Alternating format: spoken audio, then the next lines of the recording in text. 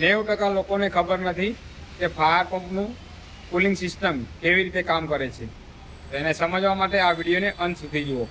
નમસ્કાર મિત્રો, આજે આપણે વાત કરીશું કુલિંગ સિસ્ટમ વિશે. તો જ્યારે આપણે આગ બુઝાવવા જઈએ ત્યારે ગાડીના એન્જિન ઉપર વધારે લોડ પડતો હોય છે અને એન્જિન વધારે ગરમ થાય છે. તો એન્જિનને ઠંડુ કરવા માટે આપણે કુલિંગ સિસ્ટમ લગાવેલી હોય છે. અને જ્યારે પંપ ચાલુ હોય ત્યારે પંપમાંથી તાજું પાણી આ કુલિંગ સિસ્ટમના કુલિંગ લાઇનથી એન્જિનમાં જાય છે અને એન્જિનને ઠંડુ કરે છે. તો કુલિંગના બે પ્રકાર છે, તો આપણે બે પ્રકાર વિશે સમજીએ. તો આપણે વાત કરીએ ડાયરેક્ટ કુલિંગ સિસ્ટમની. તો ડાયરેક્ટ કુલિંગ સિસ્ટમમાં પંપમાંથી પાણી આ લાઇન દ્વારા એન્જિનના સિલિન્ડર બ્લોકમાં જશે અને ત્યાંથી એન્જિનને ઠંડુ કરીને રેડિએટરમાં જશે અને રેડિએટરમાંથી તે ડ્રેન પાઇપ દ્વારા બહાર નીકળી જશે. આ સિસ્ટમ પહેલાં બહુ ચાલતી હતી, જો કે અત્યારે હાલ બહુ આ સિસ્ટમ જોવા મળતી નથી.